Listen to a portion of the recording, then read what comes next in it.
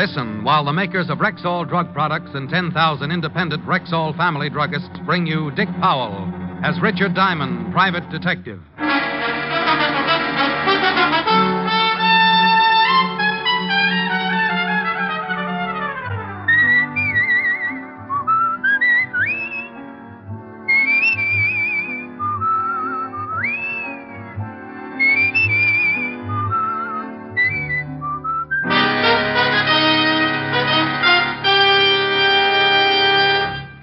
Good evening. This is your Rexall family druggist with a welcome from the 10,000 independent druggists who have made the word Rexall part of our own store names. We've done that because we recommend and sell the 2,000 or more drug products made by the Rexall Drug Company. Like Plenamins, for example. Rexall's famous multivitamin capsules. 2 Plenamins a day give you more than your daily minimum requirements of every vitamin for which such requirements have been established. Plus valuable liver concentrate and iron. And yet, Plenamins cost only pennies per day. Ask for Plenamins at Rexall drugstores everywhere. And remember, you can depend on any drug product that bears the name Rexall. Good health to all from Rexall. Now, your Rexall family druggist brings you a transcribed half hour with Richard Diamond, private detective, starring Dick Powell.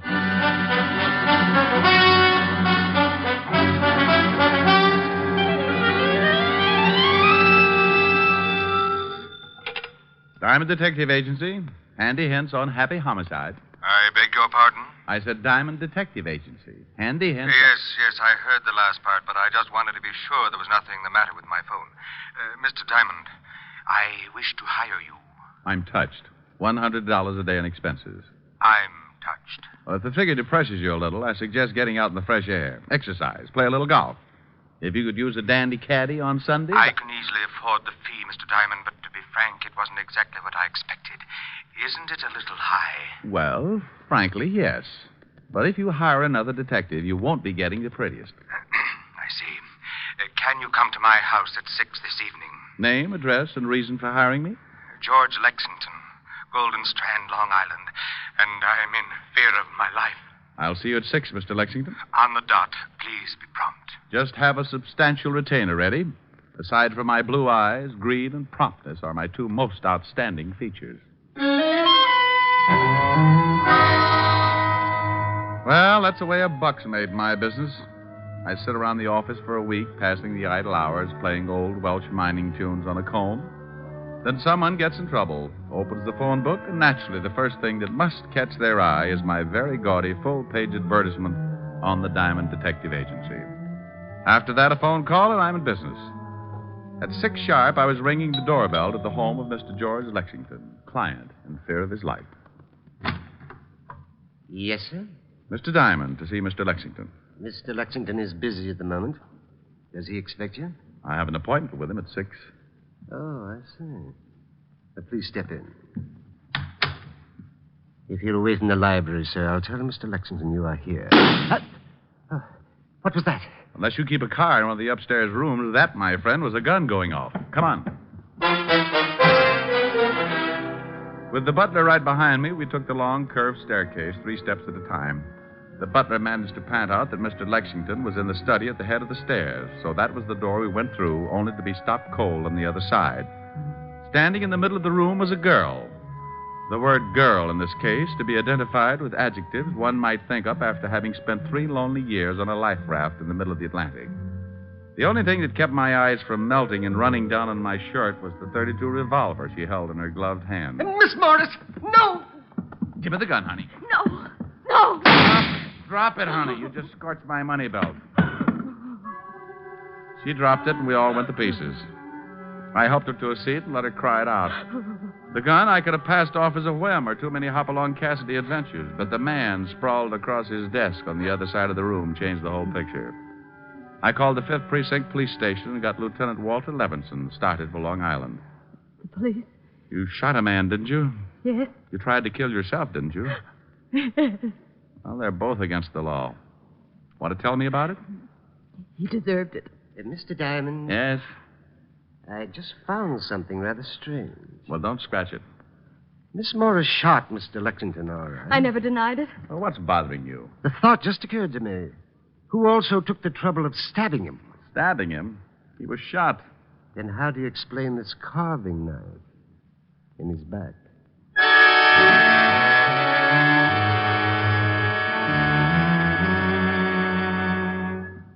Oh, now, Diamond, you stop that. But it's true, Walt. Sure is, Lieutenant. Been shot in the chest and got a knife in his back. Oh, how do I get in on these things? This is Miss Morris, Walt, the girl who shot him. How do you do? Oh, you shot him, huh? Yes, Lieutenant. Well, who stabbed him? Have no idea. Swell. Miss Morris, why did you shoot this, what's his name? Lexington, George. Why did you shoot him? I refused to answer. Okay, suit yourself. Where's the coroner, Walt? Should be here any minute. I didn't stab him, Mr. Diamond. When you came in, did you talk with Lexington? I just opened the door, saw him sitting at the desk, and I shot him. Did you talk to him? Oh, sure, Walt. She played 20 questions with him while he was trying to paw the knife out of his back. I was just trying to trap her. Why? Why? Because if she said she'd talk to him, it would have been an admission that, She'd talk to him. No, that he was still alive before she shot him. Okay, who stabbed him? How do I know? Well, if he was still alive before she shot him, she talked to him, then she must have seen who stabbed him, right? Yeah, Well, if she saw who stabbed him, she couldn't have done it, right? right. And no one would have stabbed Lexington if he'd already been shot, right? No one would have stabbed Lexington if he'd already... Yeah, of course. You think I'm stupid? Lieutenant. You shut up. So if they stabbed him, he hadn't been shot and he was alive. Of course. Then if he was alive and they stabbed him, the girl didn't do it to confuse you. Huh? So if she didn't do it, she can go home. Go on home, Miss Morris. But, Mr. Diamond... You heard him. Go on. That's what I was trying to tell you, Lieutenant. Diamond's at it again. Otis, Yeah, Lieutenant? take the girl, the butler, and Diamond down to the car. And when the coroner gets here, we'll all take a little drive down to the station. Understand? Yes, Lieutenant. What are you yelling at? I don't know. I don't know.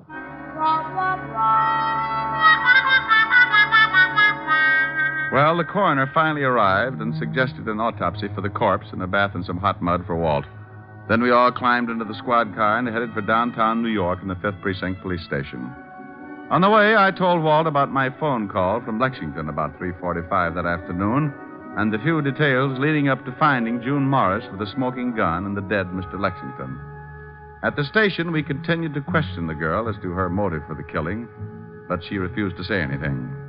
The butler could add nothing, so they were taken out to await further questioning. She was allowed to call her lawyer, and we all settled down to wait for the coroner's report on the autopsy. Yeah. The dame's lawyer is here. Wants to see you first. Okay. Girl's lawyer. Mr. Farnsworth, Lieutenant. Hello, Lieutenant. What is this all about? Mr. Diamond, Mr. Farnsworth. How do you do? How are you? I just got a call from Miss Morris. Lieutenant. Pardon me a minute. Well, what do you want, Hammerhead? I got the girl's personal effects. Well, give them to me. Okay. Gee, what did I do? Nothing, Sergeant, but your family sure botched things up. Oh, there you are, Lieutenant. Thank you. Gee, I don't know. Am I to understand that Miss Morris is being held here on a murder charge? That's right. Just whom is Miss Morris supposed to have killed? You know a Mr. George Lexington? Why, yes. He's the boy. Maybe you can tell us why she would want to kill him. I suggest you question the witness, Mr. Diamond. But let me warn you beforehand. My advice to my client will be to say nothing until I can find out more about this thing for myself. Now, about Miss Morris. She stays put. Lieutenant, I have a great deal of influence. Then get her rich. She stays put. What about this George Lexington's background, Mr. Farnsworth? Let me give you one more suggestion before I leave. Find these things out for yourself. I have a fair reputation in the legal profession. Good evening, Mr. Farnsworth. I'll have that writ, Lieutenant. Go to blazes. Nice fella. A doll. Well, let's see if there's anything in these personal effects here. Take a look through the purse. Okay. Otis, Yeah, Lieutenant. bring in the butler. Right. Here's something, Walt. What is it? A typewritten note in the bottom of her purse. What's that? Meet me at the house at 5:15 this evening. Bring $15,000 and be prompt, or you will regret it for the rest of your life. Signed, George.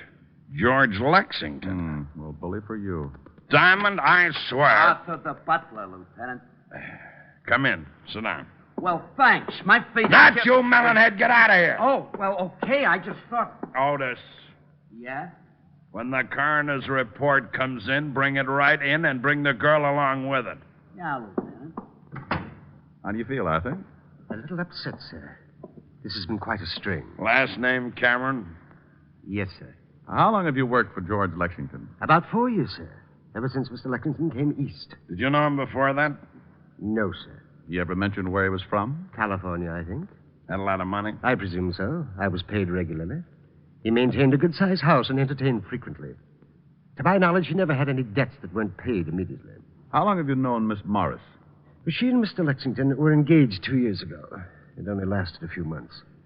But they still saw each other occasionally. Did you know Miss Morris was expected tonight? Yes, sir. She called and said she would be there at 5:45. You sure about the time? Yes, sir. But you didn't expect me at 6. No, sir. Mr. Lexington said nothing about it. Is there another way into that study? Yes, sir. A back door leading down to the garden. Did Lexington have any other visitors during the day? No, sir. Was he in from 3 to 5? Yes, sir. I got the coroner's report and Miss Morris, Lieutenant. Okay, that's all, Arthur. We'll have to hold you until this thing straightens itself out. You go along with Sergeant Loveloon. Yes, sir. Oh, Arthur, Yes, sir. does Mr. Lexington own a typewriter? No, sir. All right. Come in, Miss Morris. Sit down. Here's the report and the bullet taken out of Lexington and the knife. Take the butler downstairs. Right. Let's go, Arthur. Yes. When did you receive this note, Miss Morris? Oh, where? We found it in your purse. When you become a murder suspect, I'm afraid nothing's very private. This morning. It's from George Lexington? Yes. He have something on you? Okay, you're just hurting yourself. Miss Morris, did you know a man named Jack Short? No. Who's Jack Short, Walt? Just read this report. Here's what it says about the late Mr. George Lexington. Fingerprints check one Jack Short, arrested 1936, 38, 39, petty theft, suspicion of robbery, suspicion of possessing narcotics, 3 arrests, 1 conviction. Did a year and a day in Alcatraz. When did he have time to do his laundry? He was arrested again in 1942 for manslaughter. Went to trial, case dismissed for lack of evidence. Lovely boy. You mean George Lexington? Was really Jack Short a criminal with a record? But his house, servants, the money he spent. That's something we're going to find out about. What does the coroner's report say, Walt? The knife did kill him, not the bullet. And the knife has got your fingerprints all over it, Miss Morris. What? It's got a what? That's right. Ever see it before, Miss Morris? I don't know. It's a carving knife. One that might belong to a set. Something wrong? That's my carving knife. I missed it this morning. Sure. When was the last time you used it? Last night. I gave a small dinner party. Do you own a typewriter, Miss Morris? Yes, I do. Hello, June. You'd better come along with me. Oh, Mr. Farnsworth. Just a minute. What's the idea of busting in here like this, Farnsworth? I tried to stop him, You Lieutenant. should have stuck out one of your big feet. Those things could trip a tank. I told you I would be back with the writ. Well, I'm here, and there's the writ. Come, June. She stays right here. Lieutenant, you don't seem to No, understand. you don't seem to understand, Mr. Farnsworth. You got that written and it was sustained because I was nice enough not to issue a formal complaint. Also, there's a little matter of influence. You're darn right, and I'm going to show you how it works. I'm making a formal complaint right now, and the charge is murder. And if you don't think I can make it stick, I won't even bother to throw you out of my office. I'll let the commissioner do it for me. Now get out of here. Gee, you're wonderful, Lieutenant. You shut up.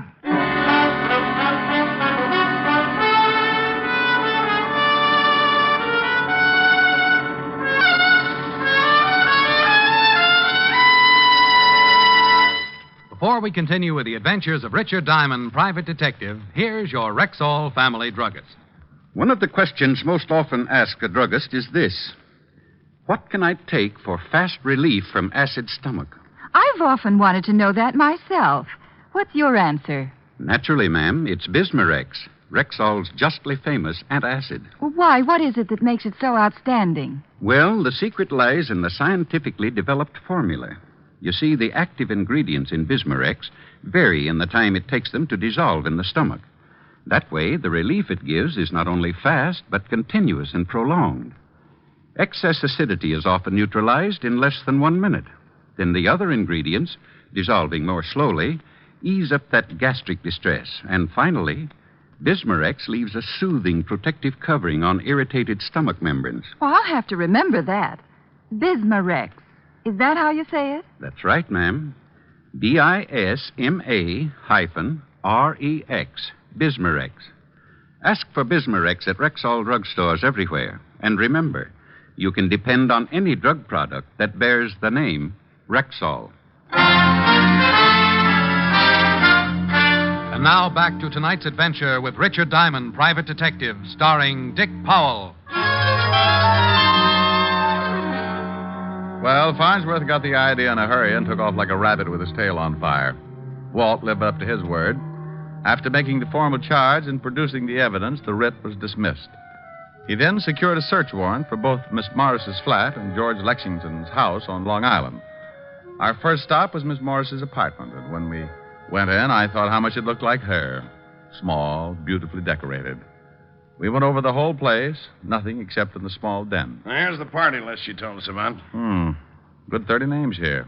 Typed. There's a typewriter. You got that note you had in the purse? Yeah, here.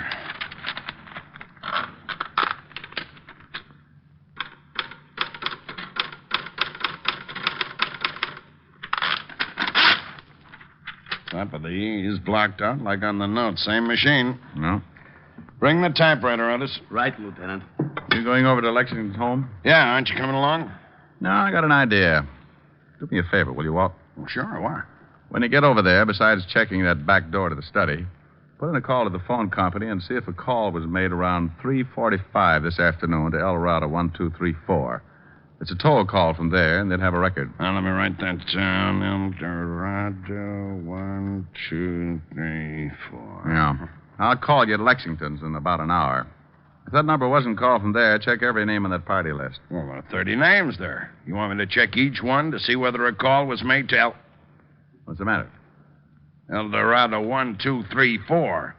That's your office number. Walt. Huh? Bye. I left Walt turning that awful green and headed for the Times building. It was a little late when I got there, but an old friend at the morgue noticed the $5 bill I was wearing in my lapel and agreed to take care of it for me while I looked through the newspaper files. I dug up everything on Jack Short and his alias George Lexington. The stuff on Short wasn't much, except the trial for manslaughter had made the front page. The items on George Lexington could all be found in the society columns. From what I could gather, he'd started his social whirl in 1944. He'd been engaged several times, and each time to a wealthy woman. I even came across a picture of June Morris on the evening they had announced their engagement. Well, having all the information I could get, and with one little item dated California, June 26, 1942, tucked away in my pocket, I put in a fast call to Walt, who was at the home of the late George Lexington. Yeah? What did you find out? Well, someone could have gotten in the back door. There were some blurred footprints outside in the garden, but they won't help. If you had a key, you could let yourself in and walk right up the study. What about the phone call? There was no call made from here to your office, but one of the names on the list paid off. Mrs. Julia Wright out on Long Island. Now, would you mind telling me what this is all about? You stay right there, Walt. I'm going out to see Mrs. Julia Wright. Well, if she called your office today at 3:45, you certainly must have talked to her. George Lexington called my office today at 3:45. But he couldn't have. The butler said Lexington wasn't out of the house and the call wasn't made from here. Well, someone called. Maybe it was the right day. Maybe she got a low voice and told you she was Lexington. Walt. Huh? Oh, forget it. You wouldn't like it anyway.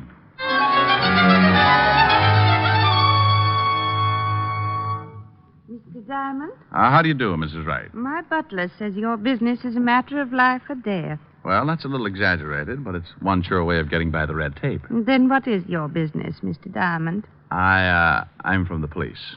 Oh. Do you know Mr. George Lexington? Why, yes, slightly. Are you married, Mrs. Wright? Very happily. What is your interest in Mr. Lexington, Mr. Diamond? Do you know June Morris? Oh, quite well. I've known her family for at least 10 years. She's being held for the murder of George Lexington. Oh, that poor girl. She was engaged at Lexington at one time, wasn't she?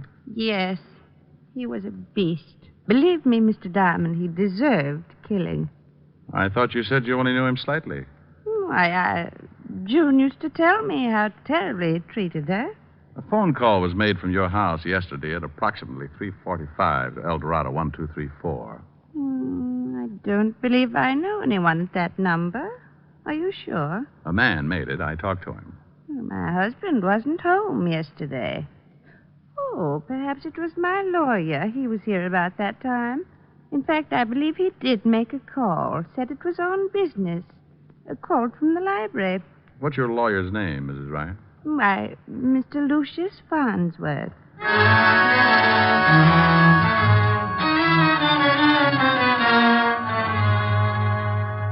I don't believe it.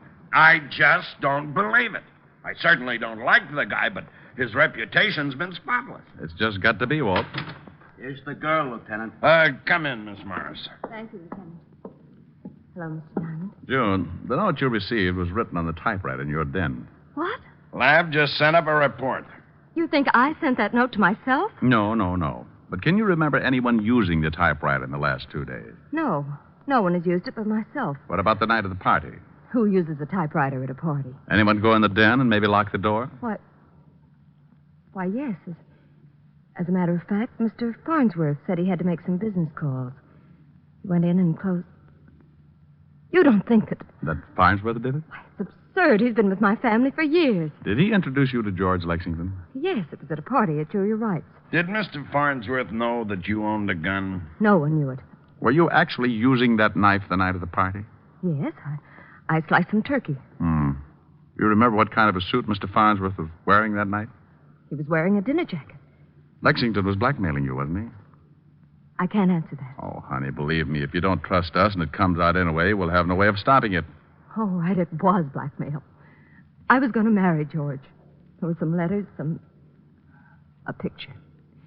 He broke off the engagement and began demanding money.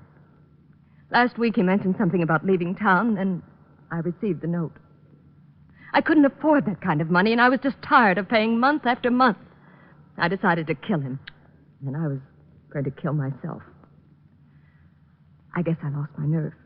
Let's go see Mr. Luke Farnsworth, Rick. June, you sit right here until we get back. Be careful. You can make book on it.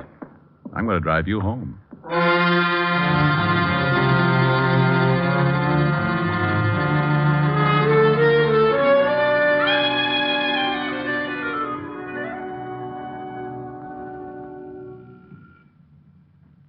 Use your paw. All right. There he comes. Yes, what do you... Oh. What do you want, Lieutenant? Got any hot coffee?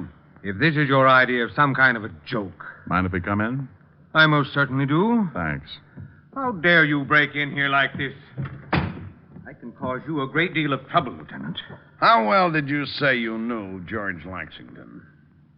Only slightly. Hey, get a load of these fancy ashtrays, Walt. Yeah, but I don't go much for modern. Pretty drapes, though. Oh, the policemen are being casual. You only knew Lexington slightly, huh? Yes, and this is the third time I've said it. You must make a lot of money. I have wealthy clients. How much did Jack Short pay you to get him out of that manslaughter charge?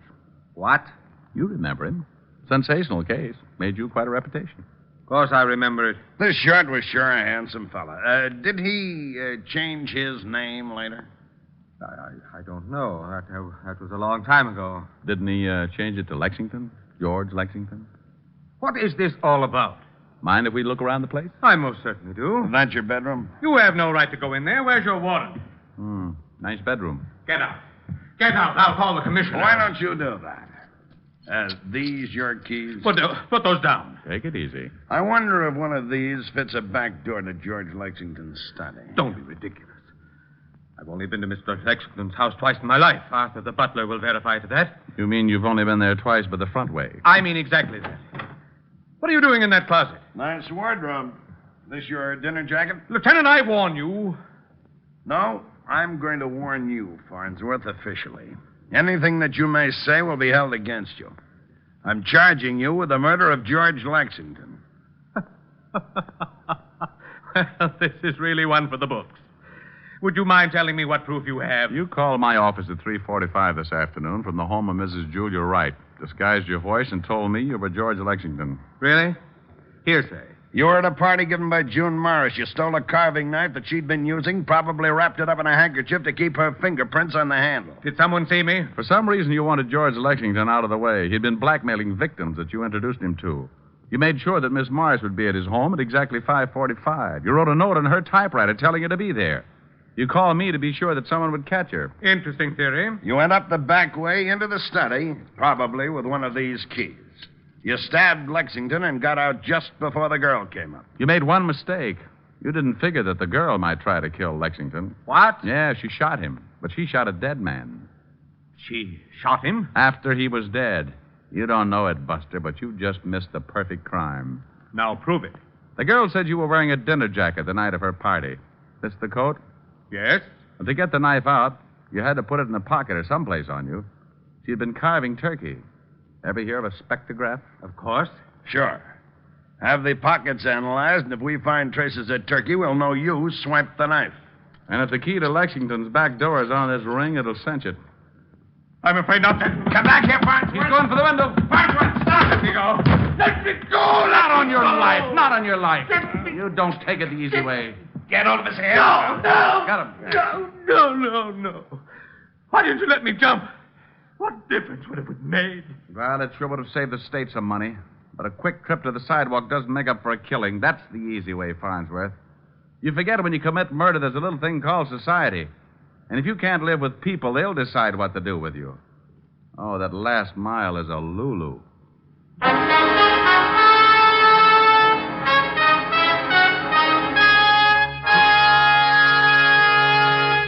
Again, here's your Rexall family druggist. If you're a user of mineral oil, remember that Rexall mineral oil is carefully refined by a special process to achieve an extra heavy body. What's more, because it's so exceptionally pure and gentle in its action, Rexall mineral oil is non-irritating, non-habit-forming. You'll also like the fact that it's tasteless, odorless, colorless. Next time, try Rexall mineral oil. And remember, you can depend on any drug product that bears the name Rexall. Good health to all from Rexall.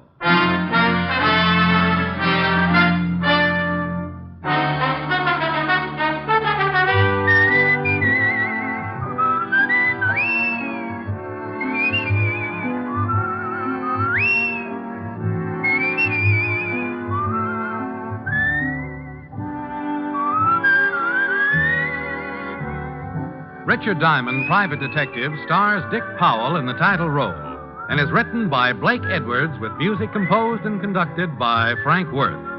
Featured in tonight's cast were Ted Corsia, Wilms Herbert, Ted Osborne, Betty Moran, Howard McNear, and Virginia Gregg. Richard Diamond, Private Detective, is transcribed in Hollywood by Jaime del Valle.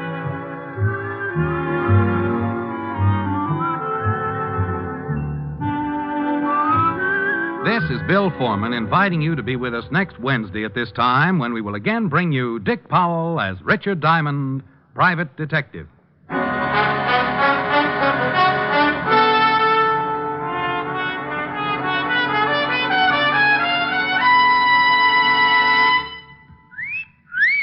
Hiya, beautiful. Get lost, Bristlepuss. You need a shave. But I have shaved. What else do you want me to do? Silly boy, she wants you to go Stag. Go Stag? But why? Because Stag is Rexall's exclusive line of men's good grooming aids, like Stag Brushless Shave Cream. No fuss, no massage, just smooth it on, and presto, you get a clean, close shave. Your face stays smooth and whiskerless all day long. I'll do it. I'll go Stag. That's it. Join the Stag line now at Rexall drugstores everywhere. Yeah. This is NBC, the National Broadcasting Company.